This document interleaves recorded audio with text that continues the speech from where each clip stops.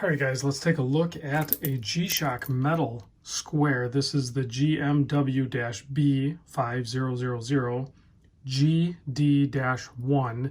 This is the full black variant. Mostly, well, I guess it's a combination of brushed and polished. So around the case, you're going to get some polish, well, a lot of polish. And then on the bracelet, you have mostly brushed, and then you have brushed up top here. Now, I looked through my archives. I couldn't find where I had done a video of this. I bought this watch a while ago. Actually picked it up from G-Shocko. I'll put a link to his channel in the description. He usually does these really big G-Shocks sales, and I picked it up off from him for a good deal. And I was talking to my other friend, Jack. I'll put a link to his channel as well. Jack's EDC's something, I forget how to say his channel, but and because he was thinking about getting another G-Shock square, and I mentioned, hey, you can pick up these black ones pretty cheap, and I might actually even sell him this one. And then I usually, when I talk to people about that, I usually send them a link to my video so they can see it. Or I went looking, couldn't find it. I have done a video where I show many G-Shock squares, but I couldn't find one where I had just done this watch. So let's do that real quick before it ends up being removed from my collection. So you're looking at a case size here of 43.5 millimeter, 49.5 lug to lug. That's not including the full length, but just the watch head. That's, to be fair, that's how we all take the measurements. The thickness is only 13.3, so that's not bad. You have a mineral crystal on this one. The sapphire is only going to be on the titanium models, but these metal ones, I haven't scratched it. You know, it sits down below the bezel, and they're pretty well protected. And I think it's a little bit better mineral crystal that's on a standard, you know, resin square. I could be wrong, but it just seems like it. But maybe it's just the weight of the watch that makes me feel that way. I'm not sure. Just for kicks, I took a measurement, lug width. You know, these are going to be proprietary. You're going to have the metal bracelets only pretty much, or there is some resin straps with an adapter that you can do.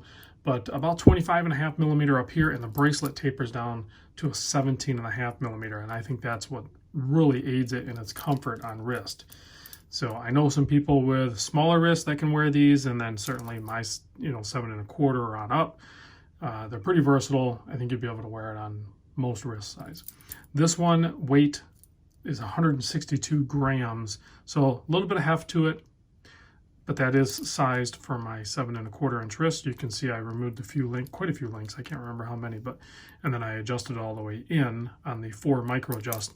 Milled center part of the clasp, and then this is probably some sort of stamped metal here. There is no protector or anything, so depending how you wear this, you will get some scratches on it, and that's fine. You know, there was some people, I remember when the patina model came out, this guy here, they were like, well, I'll just get the black one and just wear it, and it'll look like this eventually. I think you would get some sort of variation of that, but you're not going to be able to duplicate what G-Shock or Casio has done with the patina model. This is in the finishing versus like on the finishing sort of thing.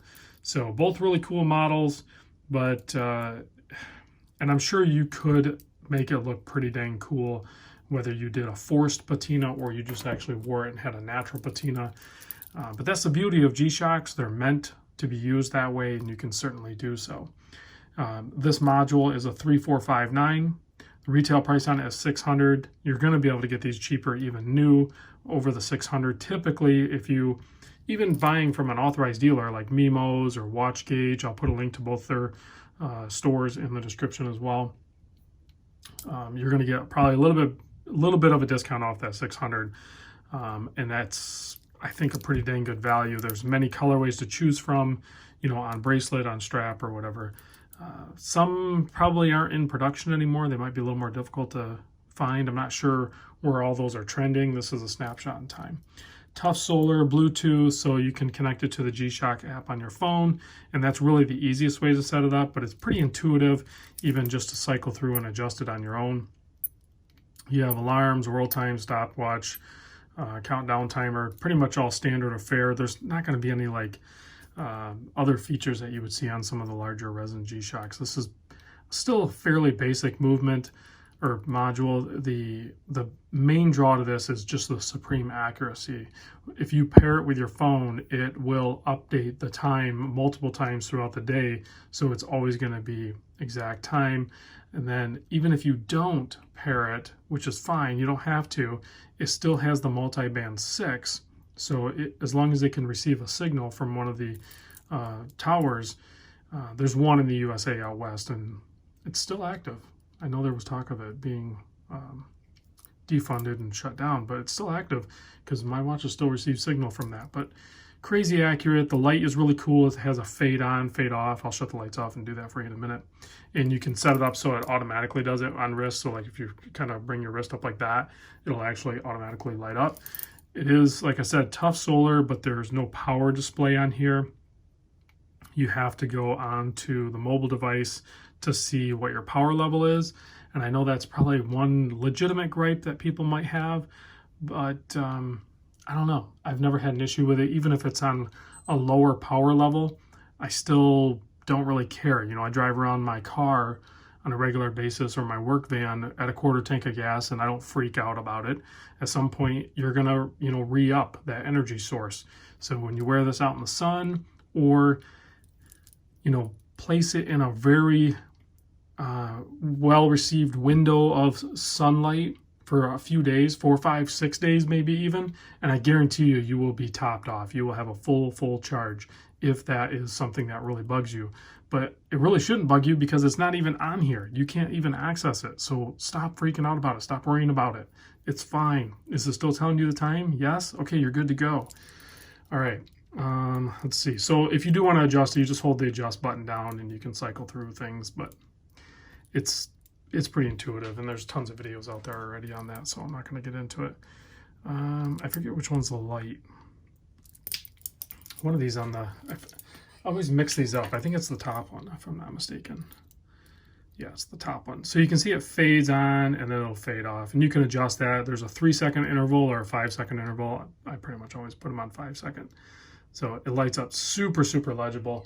And then, again, with these metal squares, in pretty much all light conditions, even direct light, I can still read these in natural light, full sun, or whatever. So people that are you know, not happy with negative displays on their resin models, they are different on these metal models. You can see here's a positive display, and that one obviously is legible. But really, most of my G-Shocks are negative display when it comes to, I mean, that's just how they produce them. They're mostly negative displays, but they're super legible. There's no problem reading them. So if you guys have any questions, let me know. I'll try to answer them, or maybe somebody else in the comments will answer your question if I don't have time to do it. But let me pop this guy on wrist real quick. It's always something I try to do. In case you were wondering what I was wearing, I just picked up this Breitling Super Ocean 42mm in the white dial. So that is what I'm wearing today. Here it is on wrist. Looks great, feels great.